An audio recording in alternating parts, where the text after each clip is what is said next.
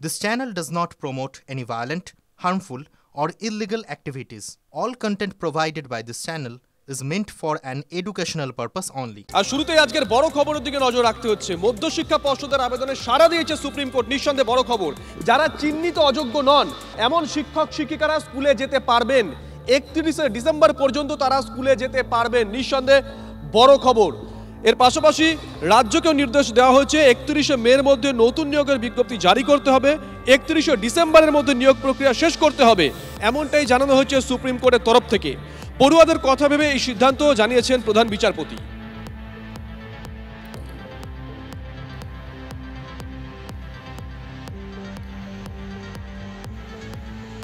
চাকরিহারা শিক্ষক শিক্ষিকারা তারা কি বলছেন শুনুন। আমি যখন কলেজ লাইফে ছিলাম, আমি যখন অনেক টিউশন পড়াতাম, তখন আমি একটা কম্পিটিটিভ এক্সামের জন্য পড়াশোনা করছিলাম। আমার পুরো মাথাটাই সেরকমভাবে প্রিপেয়ার ছিল। আজকে কিন্তু আমার বাড়িতে 3 বছরের বাচ্চা আছে, আমাকে তাকে মানুষ করতে হবে, আমাকে আমার সংসারটা চালাতে হবে। তাহলে এই সমস্ত মাথায় এইরকম প্রেশার নিয়ে আমি এখন নতুনভাবে বই খুলে পড়তে বসবো? এটা কখনোই, এই রায়টা কখনোই শান্তিদায়ক নয়। হ্যাঁ, সাময়িক শান্তিদায়ক যে হ্যাঁ আমার এই মাসটা হয়তো আমি স্যালারিটা পাবো, কিন্তু কখনোই এটা আমি চাই আপ টু রিটায়ারমেন্ট পর্যন্ত আমি সসম্মানে আমার পদে আমি যেখানে আছি সেই জায়গায় থেকে আমি আমার চাকরিটা চালিয়ে যেতে চাই। সেই সম্মানে চাকরিটা আমরা যাতে সারা জীবন করতে পারি, সারা জীবন সেই সম্মান নিয়ে মাথা উঁচু করে আমাদের কর্মক্ষেত্রে যেতে পারি, সেই ব্যবস্থাটা দেশের শিখে করতে হবে, তাই না? এটা না করা অবধি কিন্তু এই স্বস্তিটা সাময়িক, আমাদের কিন্তু প্রত্যেকটা রাত কিন্তু এইভাবে দুশ্চিন্তার মধ্যেই কাটবে। সম্মানহানি হয়েছে অনেকটাই। এরকম অস্থায়ী পদের জন্য কেন যাব, কিভাবে কেন যেতে চাইবো? এটা আমাদের কাছে কখনোই কোনো স্বস্তির সুরা বার্তা আনতে পারে না।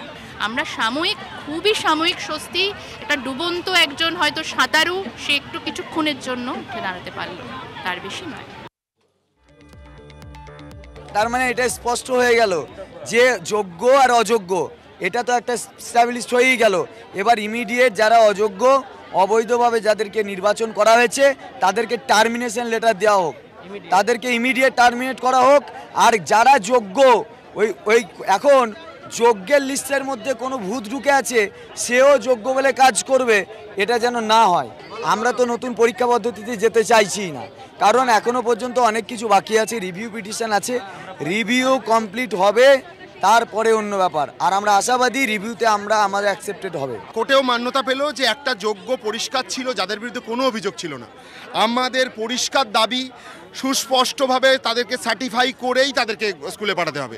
যারা যোগ্য একমাত্র তারাই যেন স্কুলে যায়, এবং তাদের পরবর্তীকালে মান্যতা দেওয়া হয়, তারা যেন মাথা উঁচু করে স্কুলে যেতে পারে। এবং আমরা রিভিউতে গিয়ে দাবি করব যে তাদের যেন আর পরীক্ষার মধ্যে নতুন করে প্রমাণ দিতে না হয়। আইনজীবী ফিরদৌস শামীমের সঙ্গে কথা বলেছিলাম আমরা, তিনি কি বলেছেন শুনুন। আমার প্রধান বিচারপতি বেঞ্চ জানিয়েছে যে শুধুমাত্র শিক্ষকরা, অর্থাৎ নবম দশম এবং একাদশ দ্বাদশের এখনও পর্যন্ত যারা চিহ্নিত হয়নি টেন্টেড হিসাবে, সেই সমস্ত শিক্ষকরা যেতে পারবেন। কিন্তু এসএসসিকে দিয়ে আন্ডারটেকিং করিয়েছেন যে তারা 31 মের মধ্যে অ্যাডভার্টাইজমেন্ট দেবেন এবং 31 ডিসেম্বরের মধ্যে এই পুরো প্রসেসটি, অর্থাৎ নিয়োগ প্রক্রিয়া, ফ্রেশ সিলেকশন, সেটা কমপ্লিট করে ফেলবেন। ফলে এই আন্ডারটেকিংয়ের উপর ভিত্তি করে শুধুমাত্র যারা এখনও পর্যন্ত চিহ্নিত হয়নি, সেই অচিহ্নিত শিক্ষকদের এখনো পর্যন্ত শুধুমাত্র এই সেশনটা তারা কন্টিনিউ করতে পারবে। সংখ্যাটা কি 19,000 সামথিং? সেটা তারা জানা এখনো পর্যন্ত ওই লিস্ট দেয়নি। আমি সেটা চেয়েছি, দেখা যাক সেই লিস্ট দেখ। কি বলছে রাজনৈতিক মহল শুনুন। সকলের চাকরি চলে গেল। 2016 যা সুপ্রিম কোর্ট রায় দিয়েছিল, রায় বহাল রইল, কোনো রকম হেরফের হলো না। বরং বোর্ডের পক্ষ থেকে, রাজ্য সরকারের পক্ষ থেকে তারা দাবি করেছেন আমরা নিয়োগ প্রক্রিয়া শুরু করছি। সুপ্রিম কোর্ট সময়সীমা বেঁধে দিয়েছেন, 31শে মের মধ্যে বিজ্ঞাপন এবং ডিসেম্বরের মধ্যে সম্পূর্ণ নিয়োগ প্রক্রিয়া শেষ করতে হবে। এইটুকু সময় 31শে মে থেকে বা ডিসেম্বর পর্যন্ত যাদের রাজ্য সরকার বলছেন এরা যোগ্য, মানে এরা টাকা পয়সা খায়নি, কাউকে টাকা দেয়নি, সেই লিস্ট বার করে তারাই একমাত্র স্কুলে যেতে পারবেন। এবং রাজ্য সরকার প্রকৃতপক্ষে হ্যান্ডস ডাউন মেনে নিলেন যে সবার চাকরি চলে যাচ্ছে, কাউকেই আর রাখা যাবে না নতুন নিয়োগ প্রক্রিয়া ছাড়া। বিচার ব্যবস্থার পূর্ণ আস্থা আছে, যদি পারে তারাই পারবে। পশ্চিমবঙ্গের তৃণমূলের নেতারা তো বিচারপতিদের এর মধ্যেই চাকরি খাওয়ার জন্য অভিযুক্ত করেই দিয়েছিল। যাই হোক, এখন কি বলবে জানি না, কিন্তু অন্তত শুরু তো হয়েছে, সপ্তাহ তো হয়নি। একটু শুরু হলে আশা করতে পারে মানুষ হয়তো সুড়ঙ্গের শেষে আলো দেখা যাবে, টানেলের শেষে আলো দেখা যেতে পারে।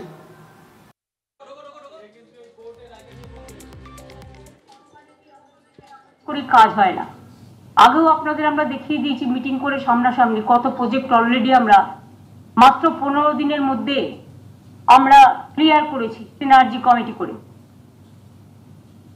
আমি বাংলার সৌভাগ্য যে বাংলা এখন শিল্পপতিদের এবং শিল্পের আনাগোনা, বাংলায় ইন্ডাস্ট্রিয়াল একটা নতুন ডেস্টিনেশন তৈরি করে দিয়েছে। আগামী 21 তারিখে বেলা 2টোয় আমরা শালবনীতে জিন্দালদের পাওয়ার প্ল্যান্ট আমরা উদ্বোধন করতে যাচ্ছি।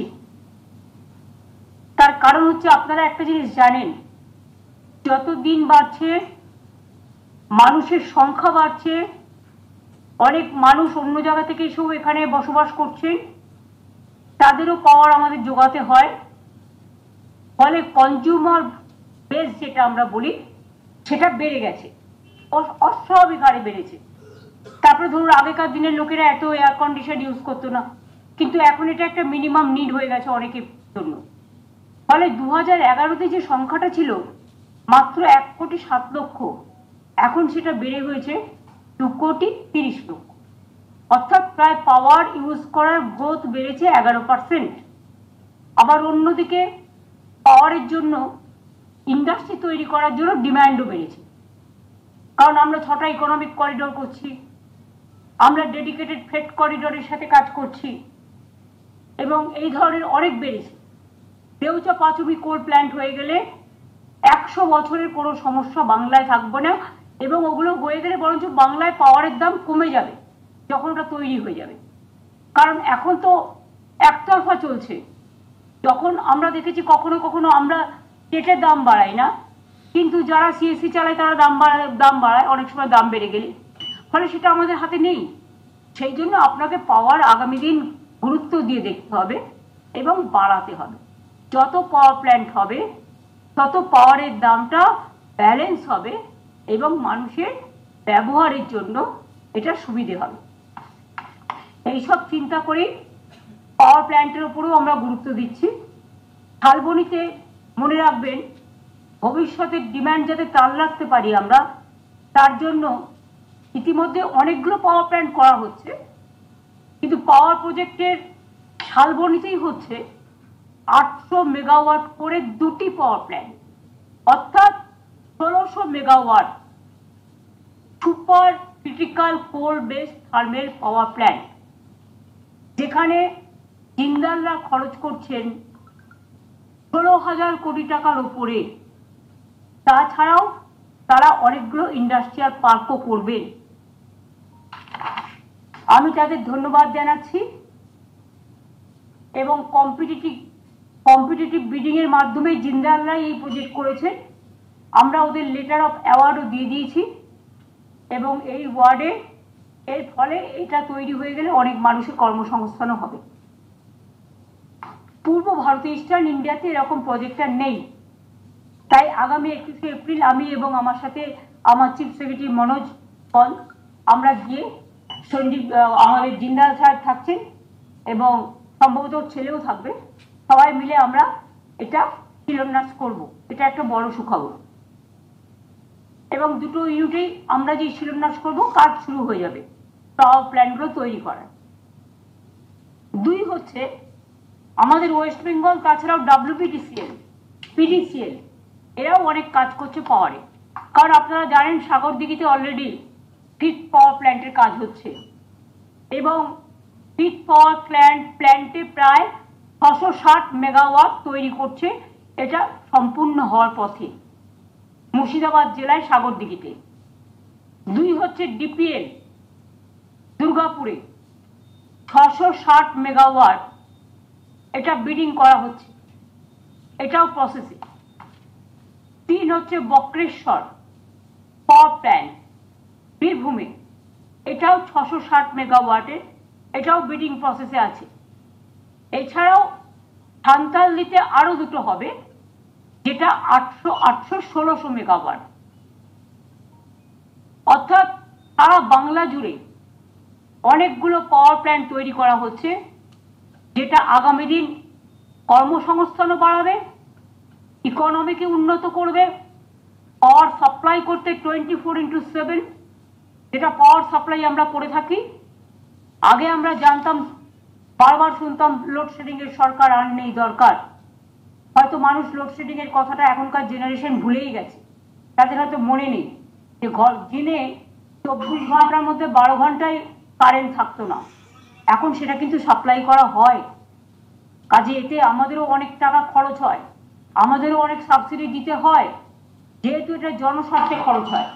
এবং সেই জন্যই আমরা জনস্বার্থে, আগামী ভবিষ্যৎ প্রজন্মের স্বার্থে, তারা যাতে নিজে পায়ে দাঁড়াতে পারে, কেউ যেন ইন্ডাস্ট্রি করতে সমস্যায় না পড়ে, কেউ যেন শিল্প গড়তে বলুন, দোকান গড়তে বলুন, বাড়ি ঘরে থাকতে বলুন, নিজস্ব কাজে লাগাতে বলুন, তারা যাতে সমস্যায় না পড়ে, তার জন্য এই প্রজেক্টগুলো আমরা নিয়েছি। এবং তাছাড়াও 22 তারিখ, 21 তারিখে আমি মিদনাপুরে থাকবো। এছাড়াও 22 তারিখ বেলা 12:30টায় গড়বেতায় একটি সোলার পাওয়ার প্ল্যান্টের উদ্বোধন করছি। এটার 22 এপ্রিল হবে। মিদনাপুর গোয়ালতোড়ে এটা হচ্ছে। এটা ঝাড়গ্রাম এবং মিদনাপুর পশ্চিমের মাঝামাঝি, প্রায় লোকসভা কেন্দ্র ঝাড়গ্রাম, কিন্তু জেলা হিসেবে মিদনাপুর পশ্চিম। এটারও ক্যাপাসিটি হচ্ছে, এটা সোলার পাওয়ার গ্রিন প্রজেক্ট। জার্মানরা এর জন্য, একটা জার্মান কোম্পানি 80% টাকা খরচ করছে, 20% আমরা খরচ করছি। এটা গ্রিন প্রজেক্ট।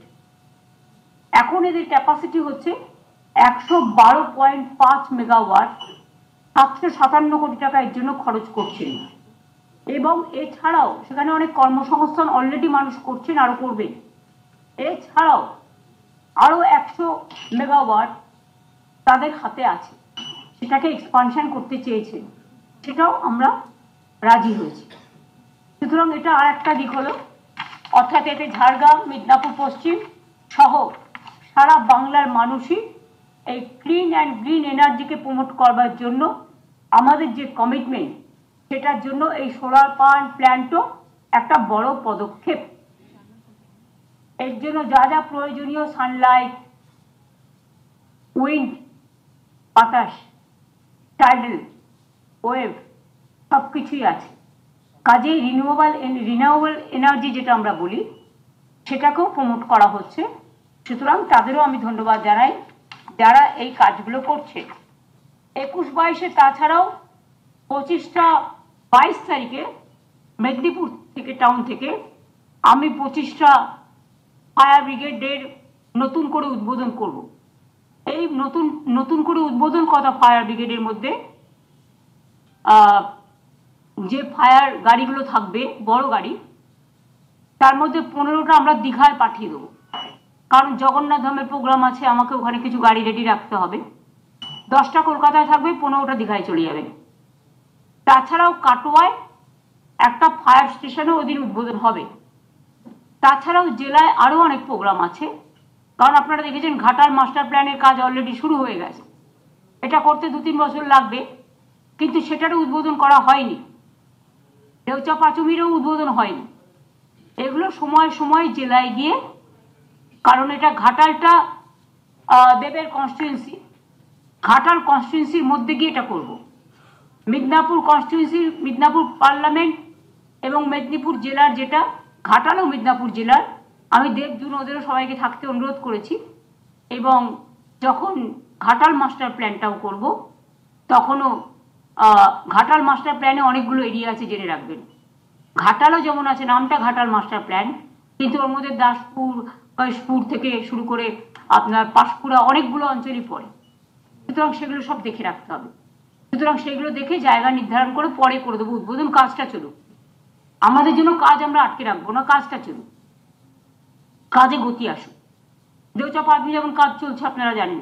আমি ধন্যবাদ জানাই স্থানীয় অধিবাসীদের, আমার প্রত্যেকটা আদিবাসী সংগঠনকে, মাইনরিটি সংগঠনকে, স্থানীয় মানুষকে, প্রশাসনকে, যারা প্রায় দীর্ঘ 2 বছর ধরে অনেকের মানে অনেক জমিহাররা জমি দিয়েছেন, তাদের আমরা যে প্যাকেজ তৈরি করেছিলাম এবং তাদের যে চাকরি বাকরি তৈরি করেছিলাম, যারা অলরেডি দিয়েছেন তারা অলরেডি পেয়ে গেছে এবং যারা অলরেডি দেবেন, আবার যাদের প্রয়োজন, আমাদের নিজস্ব অনেকটা জমি আছে, সেখানেও কাজ হচ্ছে। এবং আগামী দিন যে গ্রামগুলো আমরা, যদি জমি দেয় মানুষ, আমরা জোর করব না, তাহলে আমরা নেব, তাদের আমরা টাকাও দেবো, ক্ষতিপূরণও দেবো, বাড়ি তৈরির টাকাও দেবো এবং আমরা চাকরিও দেবো। এবং তাছাড়াও ওই এলাকা ঘিরে হাসপাতাল, স্কুল, কলেজ, বাজার সবকিছুই তৈরি হবে। সুতরাং নতুন একটা গেটওয়ে তৈরি হয়ে যাবে। আর এটাও হচ্ছে বিশ্বের 2nd লার্জেস্ট কোল প্ল্যান্ট। সুতরাং বিশ্ব এসেছে বাংলার ঘরে, এটা তো নিশ্চয়ই গর্ব করার কথা। সুতরাং টাইম টু টাইম আপনাদের বলে দেবো কোথায় আমরা কি করছি। ঠিক আছে? এর উপরে আর কোনো কোয়েশ্চেন তো নেই? শুনুন, আমি একটা রিকোয়েস্ট করব, আমাকে কমিউনাল টেনশন ছাড়া, কমিউনাল রাইট ছাড়া, any question you can do it, I can reply. আমি রিপ্লাই দেওয়ার জন্য তৈরি, কিন্তু কমিউনাল আমি নিশ্চয়ই চাই না আপনারা কেউ কোনো প্রভোকেশনে যান বা কেউ কোনো প্রভোকেশন করুক, আমি নিজেও করব না। আজকে সুপ্রিম কোর্টে কিছুক্ষণ আগে একটা রায় দিয়েছে, যেখানে রাজ্য সরকার মধ্যশিক্ষা পর্ষদের যে আবেদন ছিল, সেই আবেদনের পরিপ্রেক্ষিতে যে 31শে মে পর্যন্ত যারা যোগ্য, এখনো পর্যন্ত যারা যোগ্য বলে নির্ধারিত হয়েছেন, তারা কাজ করতে পারবে, এটাকে আপনি কিভাবে দেখছেন? ওটা ডিসেম্বর পর্যন্ত প্রসেস দিয়েছে পর্যন্ত। হ্যাঁ, সোফার আই নো, সোফার আমি, আমার উকিল যেটা আমাকে, লয়ার যেটা ব্রিফ করেছে, আপ টু ডিসেম্বর পর্যন্ত টাইম দিয়েছে। কাজে একটা আপাতত স্বস্তি, যে তাদের মাইনের ব্যাপারে আমরা চিন্তা করছিলাম কি করে দেওয়া যায়, কারণ আগের বারে বলা হয়েছিল মাইনে দেওয়া যাবে না, সেই জন্য আমরা বিকল্প পথের সন্ধান করছিলাম। কাজে আমি কথা দিয়েছিলাম, আমি শুধু নই, আমাদের সবাই, আমাদের পরিবার, পশ্চিমবঙ্গ সরকার পরিবার, মানুষের পরিবার, যে আমরা দেখব যাতে ওদের কোনো অসুবিধে না হয়। সেটা আজকে আমরা আমাদের আবেদনে সাড়া দিয়ে ডিসেম্বর পর্যন্ত আমরা সময় পেয়ে গেছি। এবং তারপরেও দেখবেন, আমি, অনেকে বলছেন 2026-এ যাবে, 2026-এ যাওয়ার প্রশ্নই নেই, এই বছরের মধ্যেই সব সমাধান হয়ে যাবে আশা করি, যদি আপনারা সবাই সাথে থাকেন। আর আমরা যেটা করব, আশা করি ভুল করব না, কারণ মানুষের কাজে আমি ভুল করি না, আমার নিজের কাজে ভুল করতে পারি, কারণ কথা বলতে বলতে কখনো হয়তো উচ্চারণে কোনো একটা ভুল হয়ে যেতেই পারে, কারণ আমি ভালো হিন্দি ভাষা জানি না, আমি তো স্বীকার করছি, আমি ভালো ইংরেজি জানি না, আমি তো not from elite class, even elite ক্লাসকে আমি শ্রদ্ধা করি, কিন্তু আমি যেমন ভালো সংস্কৃত জানি না, কিন্তু সংস্কৃত আমরা পড়েছি ক্লাস 8 পর্যন্ত, হিন্দি আমরা পড়েছি ক্লাস 8 পর্যন্ত, ইংরেজি আমাদের সময় ছিল প্রথম শ্রেণী থেকে।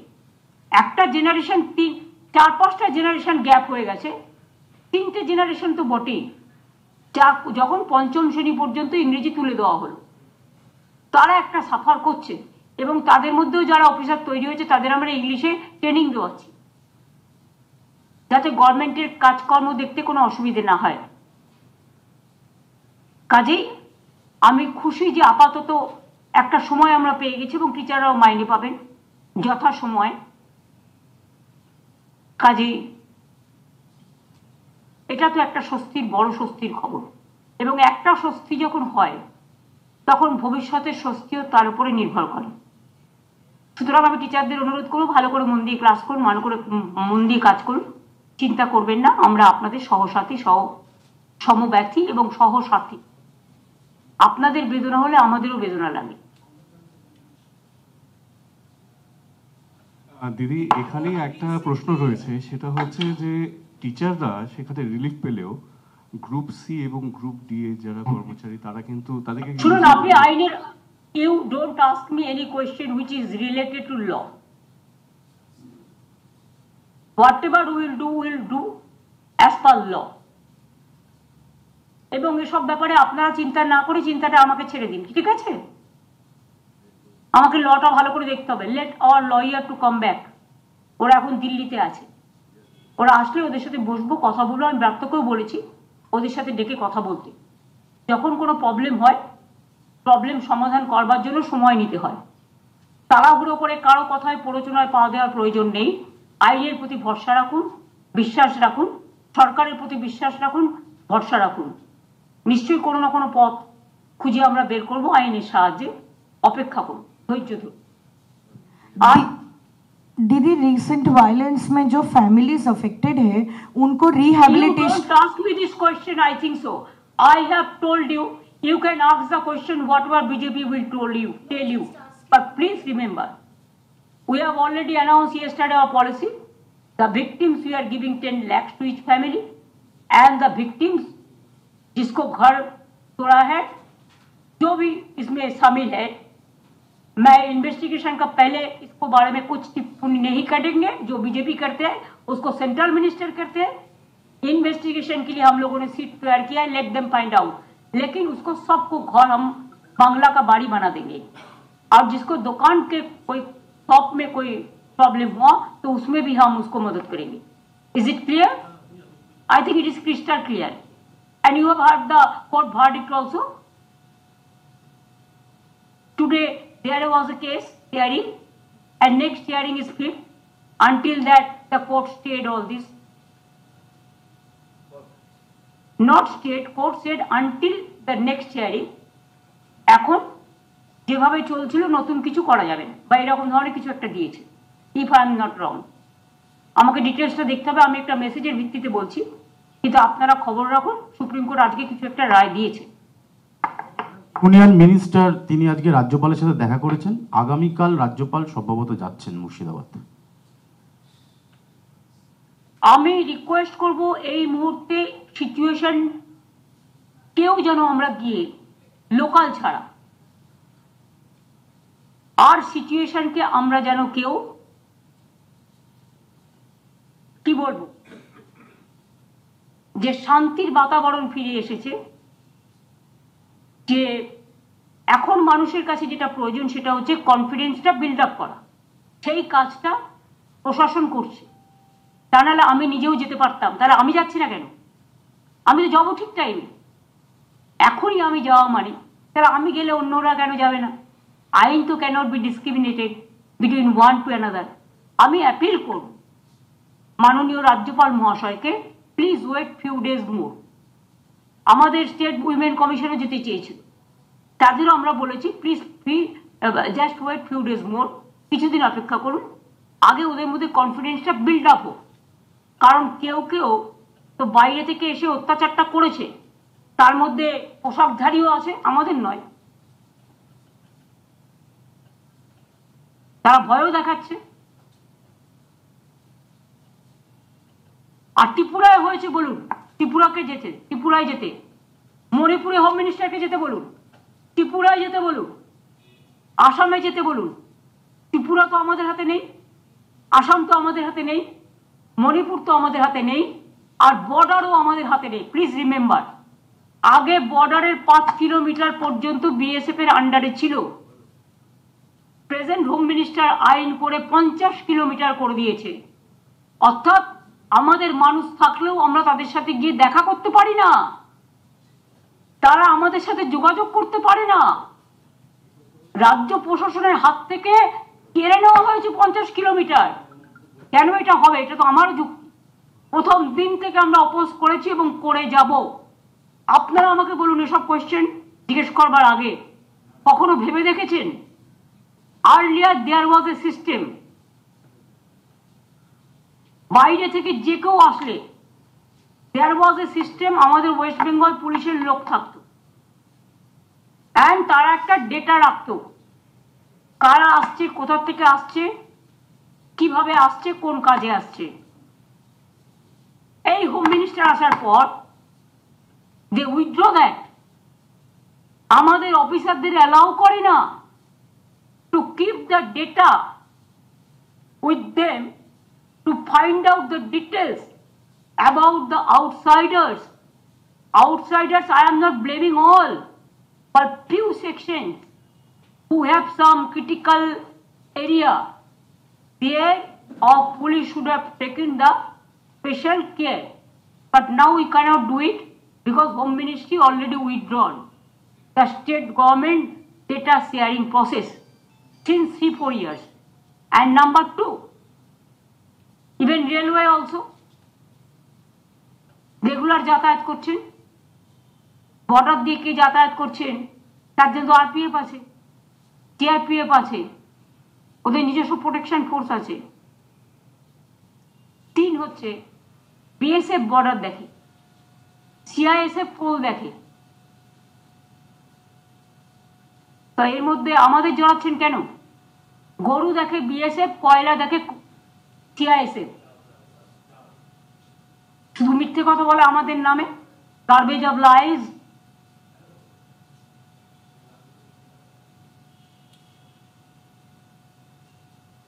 আমি বলবো সবাই শান্তিতে থাকুন। দাঙ্গা হিন্দুও করে না, দাঙ্গা মুসলমানও করে না, দাঙ্গা শিখও করে না, দাঙ্গা খ্রিস্টানও করে না, দাঙ্গা বৌদ্ধও করে না, দাঙ্গা পার্সিরাও করে না, দাঙ্গা জৈনরাও করে না। দাঙ্গা তৈরি করা হয় কিছু ক্রিমিনালসদের দিয়ে। এটা মাথায় রাখবেন। আজকালকার দিনে টাকা দিয়ে অনেক কিছু হয়, আবার হয়ও না। এই সমাজে যেমন ভালো মানুষ আছে, আবার ভালো সেজে ভান করারও তো নেতাদের অভাব নেই। এই সময়ে সব মাছ ধরতে বেরিয়ে পড়ে। যখন বর্ষা আসে, পুকুর ডুবু ডুবু হয়ে যায়, জলটা যখন পেরিয়ে আসে, পুকুরের ওপর ভরে যায়, তখন মাছ ধরি যেমন আমরা, সেরকম এই সময় কোনো কোনো পলিটিক্যাল নেতা বা নেত্রী মাছ ধরতেও বেরিয়ে আসে। সুতরাং আমি বলবো সবাইকে শান্ত থাকতে। হিন্দুরাও শান্তিতে থাকুন, মুসলিমরাও শান্তিতে থাকুন, খ্রিস্টানরাও শান্তিতে থাকুন, শিখরাও শান্তিতে থাকুন, হিন্দু বৌদ্ধ শিখ জৈন পারসিক মুসলমান ও খ্রিস্টানি। আমি চাই আমার দেশ ভালো থাকুক, রাজ্য ভালো থাকুক, সব রাজ্য ভালো থাকুক, পৃথিবী শান্তিতে থাকুক, বাংলা শান্তিতে থাকুক। এইটুকুই বলবো। শান্তির জন্য এক্ষুনি মিছিল মিটিং করার প্রয়োজন নেই। আইনের পথে যখন গেছে কেসটা, আইনে বিশ্বাস রাখুন, আইনে বিচার হবে বলে আমার ধারণা। আন্দোলন তো করার পথ আছে, শান্তিপূর্ণভাবে গণতান্ত্রিকভাবে আন্দোলন করা। আগে দেখুন বিচার কি বলছে। যখন কেস একটা সাবজুডিস হয়ে যায়, তখন ভরসা রাখুন কোর্টের ওপরে।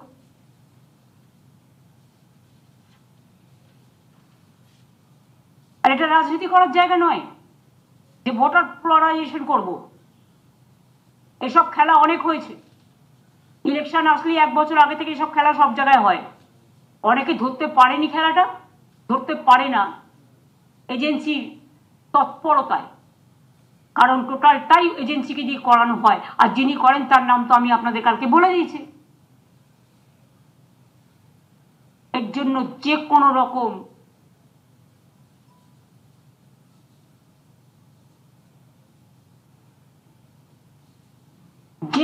রকম মানে আমার বিরুদ্ধে যা ইচ্ছে করতে পারে। I don't care, I only day, eye care only people.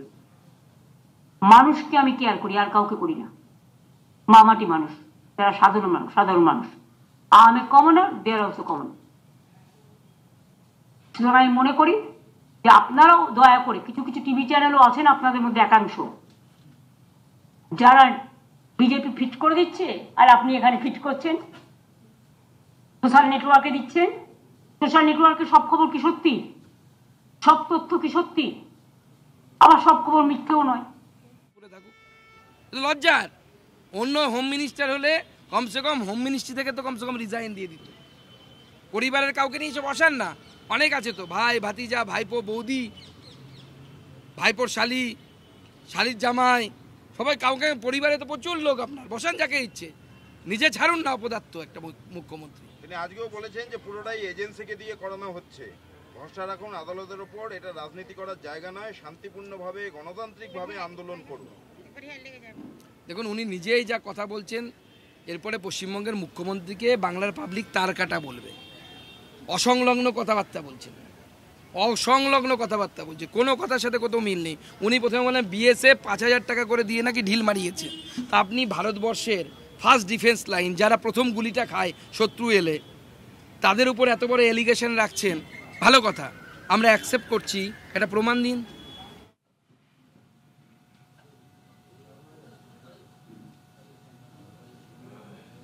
Phone tap করে, এমনকি তৃণমূল কংগ্রেসের ভেতরে নেতাদের ফোন ট্যাপ হয়, তাও তাহলে তিনি এইটুকু খবর বের করতে পারলেন না যে বিএসএফ এই কথা বলেন? এই রাজ্যে ইন্টেলিজেন্স বলে, গোয়েন্দা বিভাগ বলে একটা বিভাগ ছিল না, নাম শুনেছিলাম তো, কে জ্ঞানবন্ত সিং মনে হয় মাথায় আছে না, সে কি করছে? সে কি জ্ঞানী হয়ে উপরে চলে গেছেন নাকি? তো রাজ্যের যে ইন্টেলিজেন্স আছে, গোয়েন্দা বিভাগ, তারা কি করছিল? আমি তো দেখলাম তৃণমূল পোষিত একটি পেপারে বেরিয়েছে নাকি 3 মাস ধরে নাকি প্ল্যানিং হয়েছে, তুরস্ক থেকে নাকি টাকা এসছে, তৃণমূলের পোষা পেপারে দেখলাম। তো 3 মাস ধরে যদি এত বড় প্ল্যানিং হয়ে থাকে, আমাদের রাজ্যের মুখ্যমন্ত্রীর আন্ডারে থাকা পুলিশের গোয়েন্দা বিভাগ তারা কি করছিল? ওয়েব সিরিজ বানাচ্ছিল না করছিল কি, নাকি ফ্যাক্ট চেক করছিল? পশ্চিমবঙ্গ পুলিশের এখন কাজ হচ্ছে ফ্যাক্ট চেক করা। আপনি কিছু ছবি দিলেন, তার মেসেজ না বুঝে একটা ছবি নিয়েছে, না এটা অন্য রাজ্যের ছবি, অমুক রাজ্যে, এই এদের কাজ, অন্য কোনো কাজ নেই। দেখুন, মাননীয় মুখ্যমন্ত্রীর উপরে ভরসা রাখা এবং মাননীয় মুখ্যমন্ত্রীর উপরে সরকারের উপর ভরসা রেখেই তো এরা ছিল। কি হলো? পুলিশের সামনে ঘর লুট হলো, পুলিশের সামনে বুকের আঁচল ধরে টানা হলো, পুলিশের সামনে ঘরের চাল থেকে শুরু করে, যেখান থেকে ভাতটা ফুটিয়ে খাবে সেখান থেকে শুরু করে শোকেসের ভিতরে রাখা গয়না মেয়ের বিয়ের জন্য, বিড়ি বেঁধে জমিয়ে 50,000 টাকা, কিচ্ছু নেই। আপনার উপর ভরসা করেছিল তো এরা কার উপর ভরসা করেছিল? আপনার উপর ভরসা করেছে। ধুলিয়ানে একজন ব্যক্তি তার বাড়িতে তৃণমূল পার্টি অফিস দিয়েছিলেন, হিন্দু তৃণমূল পার্টি অফিস ভাড়া দিয়েছিলেন, ভেবেছিলেন সেফ থাকবো, আমার বাড়িটা আক্রমণ করবে না। সেই পার্টি অফিসও ভেঙেছে, সেই ভদ্রলোকের বাড়ি ভেঙেছে। বিখ্যাত হোটেল আছে, 70 বছর পুরনো হোটেল, আপনারা যান দেখতে পাবেন শমশেরগঞ্জে। সে তো ভরসা করেছিল মুখ্যমন্ত্রীর উপরে। আপনি ভরসা রাখতে পারেননি তো, আপনি মানুষের বিশ্বাস রাখতে পারেননি। বলুন এই মানুষগুলো এবার কি করবে? কতবার ভরসা রাখবে আর কতবার ঠকবে আপনার উপর ভরসা রেখে? হাওড়ার মানুষ ঠকেছে, সন্দেশখালীর মহিলারা ঠকেছে, এখানকার মহিলারা ঠকলেন। সুপ্রিম কোর্টে আপাতত স্বস্তি, এই চাকরিহারা ওগুলো পরে হবে, চলো পরে কোনো এক সময় হিন্দিগুলো একদিকে। এইটা বলেছিলাম, সুপ্রিম কোর্টে 31শে ডিসেম্বর পর্যন্ত কাজ বহাল থাকবে, চাকরিহারাদের আজকে এই নির্দেশ দিয়েছেন সুপ্রিম কোর্ট। না, চাকরিহারাদের দিয়েছে নাকি যোগ্যদের দিয়েছে? যোগ্য যে চাকরিহারা, যার এতদিন আমরা শুনছিলাম যোগ্য অযোগ্য এদেরকে নাকি বাছা যাচ্ছিল না, সেগ্রিগেট করা যাচ্ছিল না, আজকে আবার শুনলাম যোগ্যদের দিয়েছে। আমরা কোর্টের রায় ওয়েলকাম করব, কিন্তু যোগ্য অযোগ্য এই ভাগটা হওয়া সবার আগে দরকার, কারা যোগ্য আর কারা অযোগ্য। ধন্যবাদ।